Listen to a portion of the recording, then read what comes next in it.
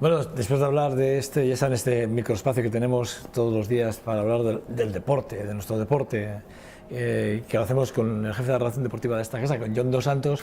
Bueno, luego ya saben que nos queda esa recta final de estos dos espacios que tenemos antes de acabar el día de hoy del 2.5 Gasteiz en VTV. Bueno, si me lo permiten, vamos a hablar de un tema que ustedes lo están oyendo de forma continuada en todos los medios de comunicación, lo leen, lo escuchan, lo ven, y la verdad es que es un drama.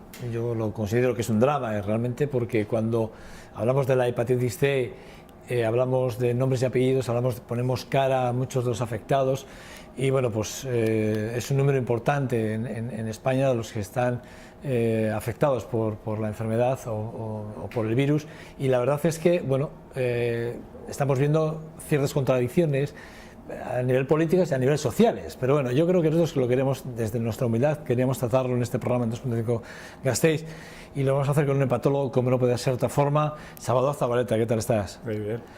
Buenos días. No sé, si me lo permites, igual hago una pequeña introducción a lo que es, de lo que estamos hablando. Me decías fuera de cámaras que ya hay más soluciones que al Sovaldi, pero bueno, parece que el Sovaldi tiene un acierto casi del 99%, es un porcentaje muy elevado, ¿no? Bueno, el caso es que sí que es verdad que recientemente se ha descubierto este fármaco que es, a ver si lo digo bien, Sofosbuvir, comercializado como el nombre de Sovaldi por la compañía Gilead, y que tiene un acierto de casi el 90%, ¿no? Que su coste es de 25.000 euros, que me parece una auténtica barbaridad. Bueno, un conflicto que es un drama, ¿no? Que para los afectados a esta enfermedad, que viene a ser unos 50.000 casos diagnosticados en España, con varios de cientos de miles de afectados que se estiman en todo el mundo. Bueno, el caso es que se calcula que mueren 12 personas diarias, que es un número para tener en cuenta. Lo que sí que es verdad es que se habla mucho del medicamento, se habla mucho de los precios que se están barajando en el mercado a la venta. Lo último que yo me he enterado es que la India ha conseguido los fármacos por 760 euros, que de lo que estamos hablando, a los 75.000 que creo que están en Estados Unidos, Francia.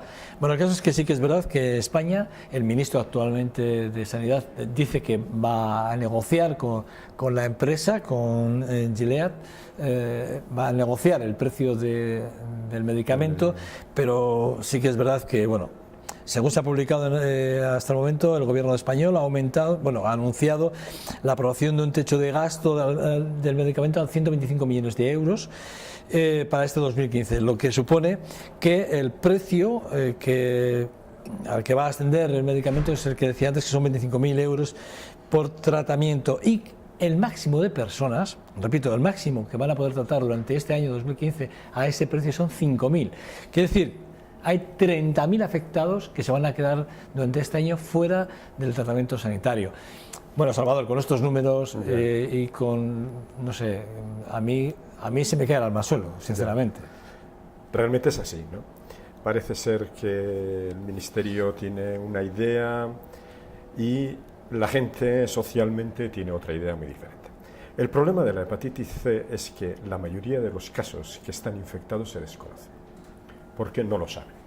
Y eso es debido a que es una enfermedad insidiosa, muy silenciosa, y que generalmente no da signos hasta que empiezan las complicaciones.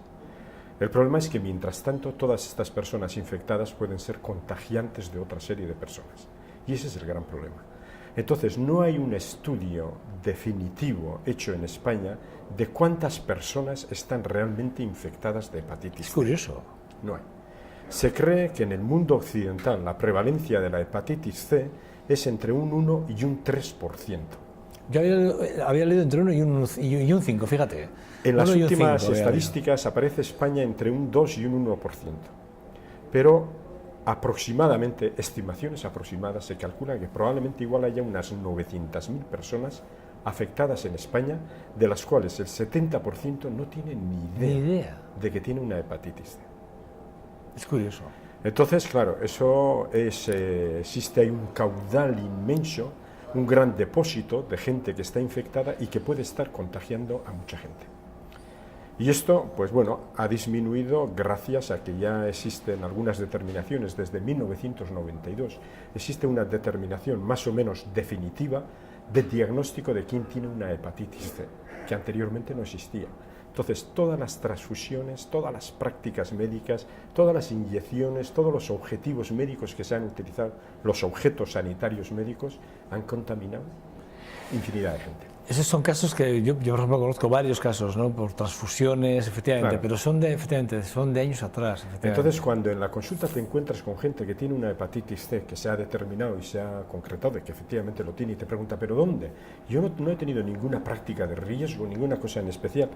Pues no sabemos efectivamente de dónde la ha venido. Más del 50% desconoce el origen de dónde viene su hepatitis. Entonces, el pool de gente que está infectada de hepatitis es enorme. La prueba es una prueba procesa la que hay que hacer para detectar la hepatitis C, es decir, una revisión normal. Cuando hablamos No está determinado que te hagan en una revisión normal. Generalmente, o sea, no está protocolizado de alguna no está forma que dentro protocolizado. del... No está protocolizado. Eso es una de las cosas, igual nos vamos a desviar un poco, pero eso es No, una de las no. cosas que en este momento se está estudiando y se está barajando y se están descubriendo nuevas pruebas de detección in situ, que se pueden decir, que te pueden hacer de una forma muy fácil, con una alta fiabilidad y mucho más barato que las técnicas que en este momento se están desarrollando. De hecho, en Estados Unidos ya están tratando de hacer técnicas de este tipo que le pueden aplicar a cualquier persona que se va a hacer unos análisis. Pero aquí no, aquí generalmente se hace porque te han detectado algo que indique que hay alguna alteración en el hígado o sospecha de alguna cosa y entonces te hacen esa prueba. Y casualidad, aparece que tienes positivo, que tienes hepatitis C, que nunca sabías. Simplemente en ese momento lo único que se sabe es que estás infectado por el virus de la hepatitis C, sin saber qué grado de afectación tienes, que ese es otro aspecto. Luego, eso sería, digamos, ya en una exploración más profunda. Claro, o hay más, que hacer más... luego un estudio mucho más exhaustivo de qué grado de afectación tiene esta persona en concreto infectada por un virus que denominamos virus de la hepatitis C. De los 35.000 afectados que hay en España, pues probablemente hay bastante más, porque yo creo que el Ministerio, sobre todo el secretario de Sanidad, el señor Moreno, dijo que se iban a tratar 5.000 o 9.000. Sí, es el dato que yo he dado, 5.000. La impresión que se tiene es que fue una equivocación lo que dijo, porque inmediatamente le respondió el presidente de la Asociación Española para el Estudio de las Enfermedades del Hígado, Jaume Bosch, que es de Barcelona, y le dijo: consideramos que serán tratados unos 30.000 o 50.000. Y entonces vino una rectificación en el sentido de decir que esos 5.000 o 9.000 serían probablemente personas a las que inmediatamente se les iba a tratar debido a su situación que pudiera ser de mayor gravedad. Pero sí, claro, supongo que ahí sí que se hará efectivamente una criba, ¿no? Se empezará a ver los grados, los distintos, lo que tú decías, ¿no? Se va a ver los distintos grados de afectación en la que están en la enfermedad para empezar a tratar, a los que más puedan necesitar en este momento, porque claro, la hepatitis C tiene esas dos vertientes. Por un lado, una vertiente que pudiéramos decir muy seria cuando empieza con las complicaciones, pero por otro lado, otra vertiente más tranquilizadora en el sentido de que su evolución es muy lenta. Es muy lenta. El problema es que no sabemos cuándo uno realmente empezó a infectarse con este virus. Porque puede pasar, algunos pasan toda su vida infectados por la hepatitis C y no han desarrollado ninguna complicación. Eso es el problema más importante de la hepatitis C. O sea, ¿tú crees que los gobiernos, digo, vascos o español, me da igual, o francés, me da igual, deberían de protocolizarlo y este análisis debería estar obligado? Debería hacerse. O sea, ¿saber exactamente cuál es el número exacto de...? Claro. Eso es una de las cosas que ya se está insinuando y se está propagando desde la Asociación Española para el Estudio de las Enfermedades del Hígado, que ahora que tenemos unos medicamentos tan potentes, tan poderosos, y que vienen por detrás otros tan potentes o más potentes, y sobre todo que la combinación de varios de ellos, aunque sean muy caros, puede llegar prácticamente a erradicar el virus. Se pueden llegar a respuestas de un 97, un 100%. Entonces, ¿qué es lo que hace falta? Hace falta un plan nacional estratégico, primeramente de diagnóstico y prevención. Pero eso no es lo primero que se tiene que haber hecho. Eso es lo primero que hay que hacer, pero eso no existe, no está hecho. Ni siquiera sabemos cuántos están infectados en Álava, que no somos tantos. calculamos, hacemos estimaciones aproximativas por el tanto por ciento de afectados que pueda haber, pero no tenemos idea. Una idea real exacta de cuántos están afectados, no lo sabemos. Y digo yo, porque claro, yo le digo al ministro de Sanidad, al señor Alonso, hablar estas semanas pasadas diciendo que va a negociar, pero del plan estratégico no lo digo hablar.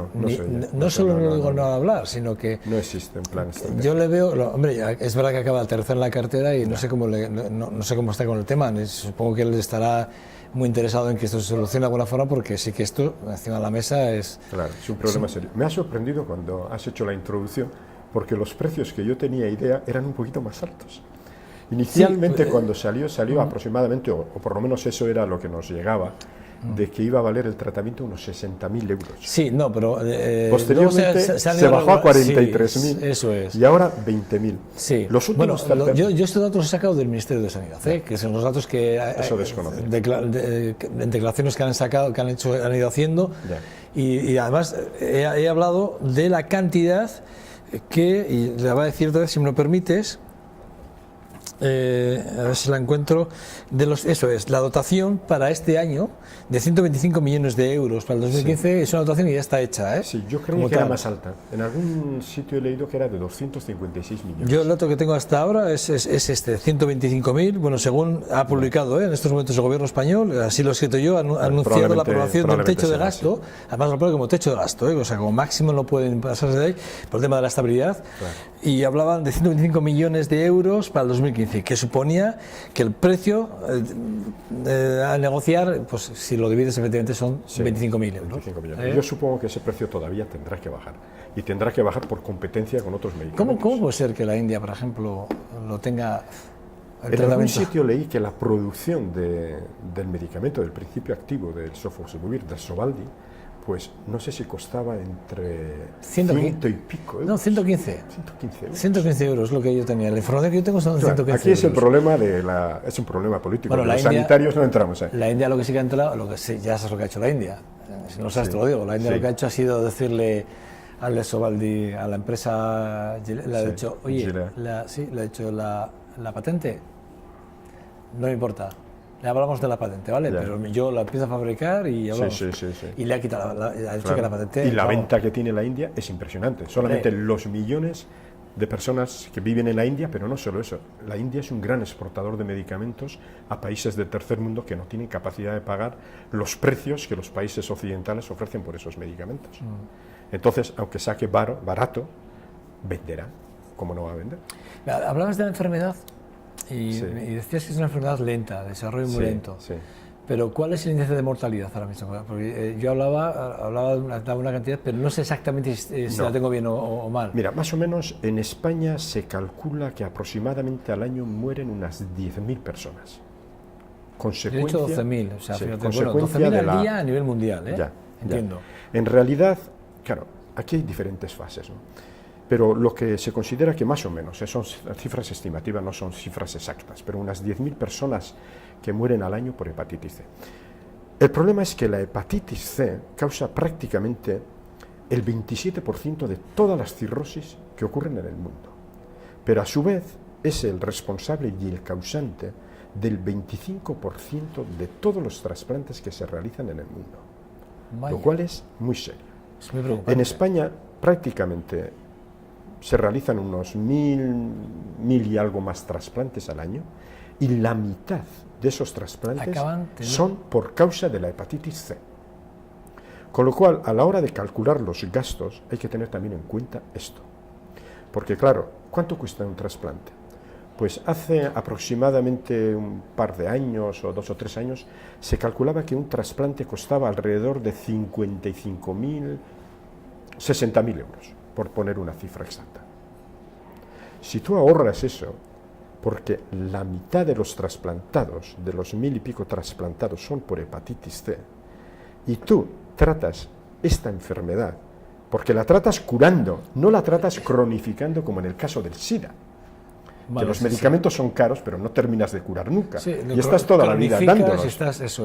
Pero en la hepatitis C terminas con la enfermedad, lo curas, Y entonces, por lo tanto, claro, ya te entiendo, lo que tú quieres decir es que efectivamente que el Ministerio siempre hace un cálculo entre coste y eficacia, un balance entre coste y eficacia. Aquí, el coste sabemos que es caro, en principio más barato de lo que yo pensaba, que no obstante es carísimo.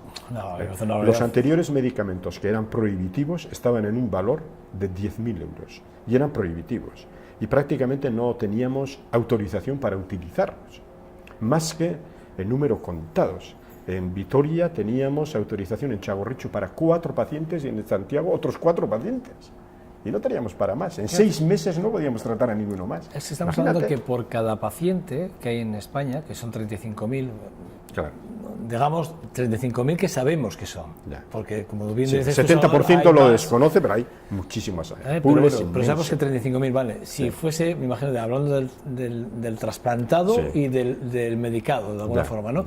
Si esto fuese así, estamos hablando que hay una desviación en positivo, quiero decir, a través del tratamiento, de casi más del 50% que no serían trasplantes, por encima del 50%. Solamente, más o menos, se calcula que ahorrando, porque al trasplante tampoco llegan todos, llegan un tanto por ciento reducido, pero bueno, ahorrando la mitad de los trasplantes anuales de España, que son consecuencia de la infección por la hepatitis C, se calcula que ya estarías ahorrando, solo con el trasplante, unos 33.000 millones de euros.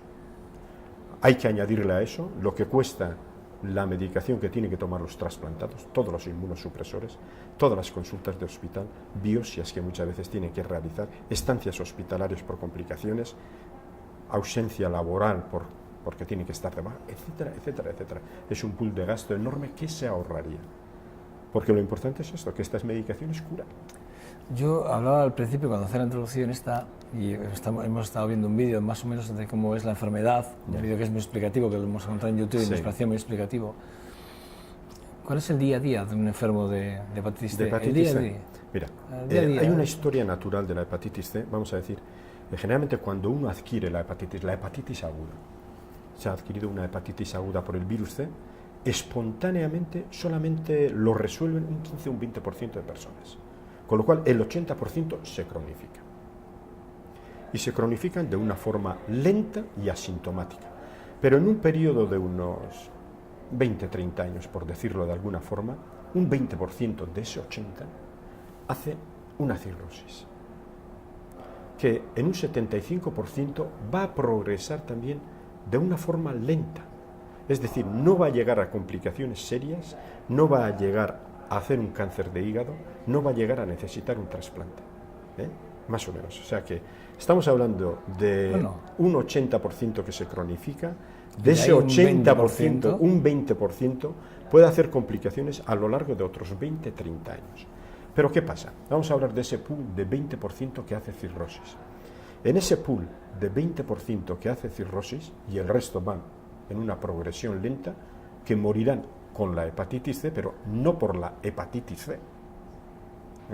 Pero bueno, en este 20%, otro 20% va a hacer cirrosis descompensada, pero hasta un 4% pueden hacer un cáncer al año.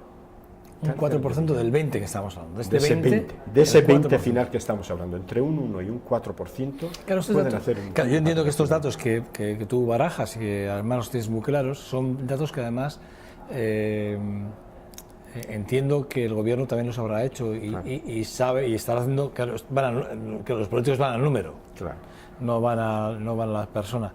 Pero es un drama, ¿no? Es un drama porque nunca sabes qué factores van a influir ni en el sabes hecho de que tú desarrolles ese 20 o ese 4. Claro, hombre, evidentemente hay factores que pueden acelerar este proceso y empeorarlo, y esos son factores conocidos. Coinfecciones por otros virus, bien sea el virus del SIDA o por otros virus que pueden producir hepatitis. En nuestro medio, sobre todo el alcoholismo. El alcoholismo es un factor que acelera la evolución de estas hepatitis y claro, todo eso se sabe.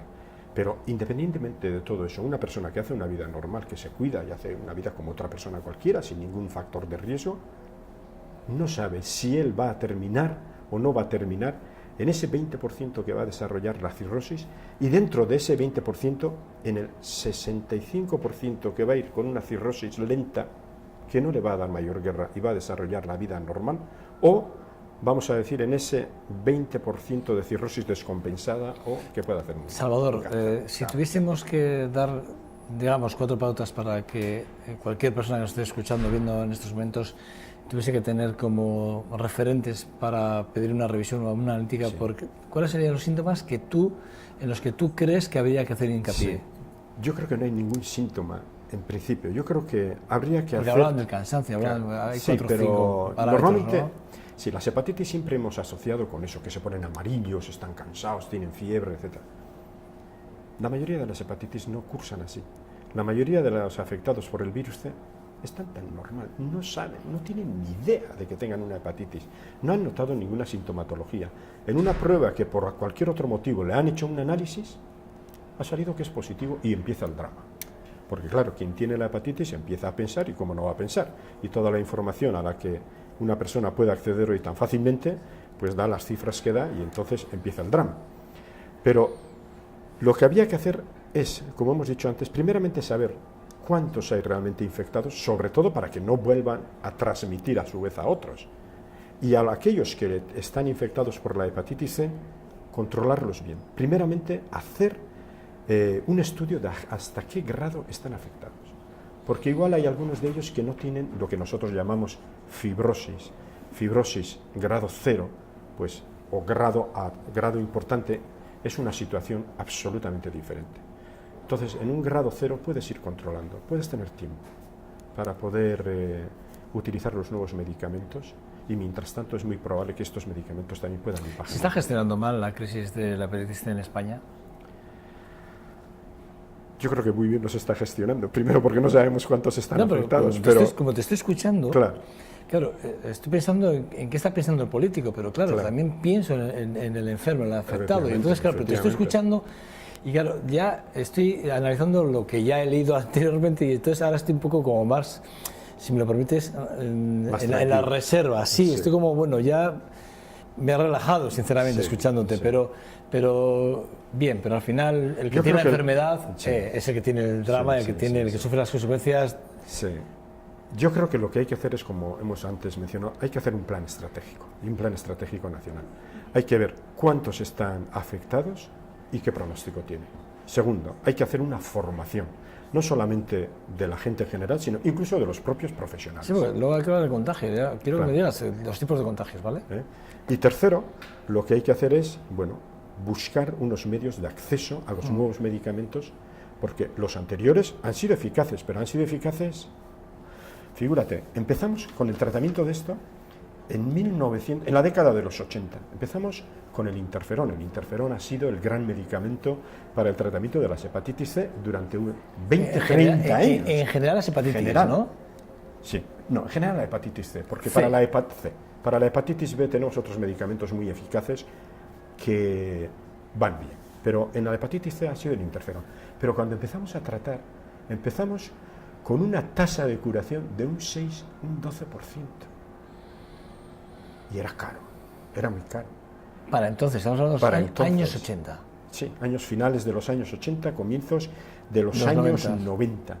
En 1995, al interferón, que siempre era el tronco, le añadimos otra medicación, que era la ribavirina. Subimos de ese 15% a curar un 30%. ¡Jo! Bueno, de 6 al 30. Era el 30, era el doble. Pero luego, más tarde, más o menos hacia el 2000, 2001, 2002, hubo una reformulación de ese interferón, que fue el interferón pegilado, que ya no te tenías que pinchar todos los días o 3 veces a la semana, sino que bastaba con un pinchazo semanal, y la tasa de curación se elevó a casi un 40, un 50%. En el subtipo de hepatitis C más difícil de tratar y el más prevalente en nuestro medio, que es el genotipo 1. Pero bueno, en el año 2011 aparecieron los anteriores a estos que han salido, el boceprevir, el tenofovir, lo que llamábamos los inhibidores de las proteasas, y en este tan difícil de tratar ya llegamos a unas curaciones de un 60, un 70%. O sea que en un periodo de unos 20, el crecimiento, 30 años, el fármaco ha ido evolucionando y ha ido mejorando la vida de los enfermos. Claro, todo esto no estaba exento de efectos secundarios que dificultaban el cumplimiento del tratamiento, y realmente yo siempre decía que el que estaba en el tratamiento estaba pasando por una caverna oscura hasta que salía de allí y se hacía la luz. Pero bueno, era un túnel negro. Y luego, Salvador, hablamos de Sovaldi, pero tú me decías que ya hay otros fármacos muy paralelos que también tienen efectividad. Lo que pasa es que no sé si tienen la misma efectividad que el Sovaldi, ¿no? Sí, sí. Sovaldi tiene por encima del 90%. Por encima del 90%, pero también está que se aprobó pues, en el último trimestre del año pasado el Dacalstavir, que también tiene pues unos niveles parecidos de efectividad de curación y que puede ser aplicable a todas las subvariedades de hepatitis C. Digo subvariedades porque generalmente la hepatitis dividimos en genotipos, ¿no? Diferentes genotipos que tienen diferente prevalencia en diferentes países del mundo.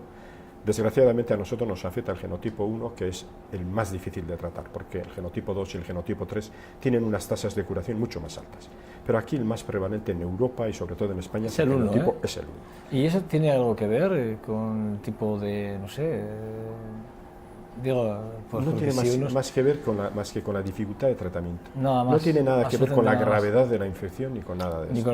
Ni nada, ¿no? No tiene nada. Es que es curioso, me sorprende, ¿no? Porque haces que aquí en Europa concretamente el genotipo 1. Genotipo 1. Porque, por ejemplo, en África... En África hay otros genotipos. Genotipo 4, hay también genotipo 2, hay genotipo 5, que aquí prácticamente no los vemos.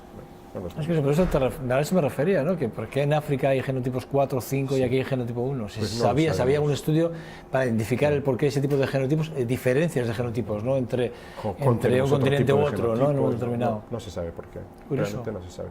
Pero bueno, genéticamente el virus tiene sus diferentes variaciones y a nosotros nos afecta el que en estos momentos se considera el más difícil de curar, pero que ya estamos a punto de erradicarlo y que se podía erradicar, como antiguamente se erradicaron otras enfermedades como la viruela, etcétera. Sí. Pero hace falta tener primeramente una estimación de quiénes son los afectados. Plan estratégico. Lo has dicho tú desde el principio, señor Salvador. Bueno, Salvador, ha sido un verdadero placer. Ha sido un verdadero placer, súper constructivo. Además, es más, repito, yo no sé ustedes, pero yo me quedo más tranquilo después de escucharle al doctor Zabaleta. La verdad es que me queda mucho más tranquilo y bueno, yo espero que los oyentes, los televidentes, los que están al otro lado, si alguno está afectado y al oírte, supongo que bueno, igual se pueda por lo menos tranquilizar. Se ha relajado algo más. Además, ¿cuántos casos tratabas tú en tu consulta al año?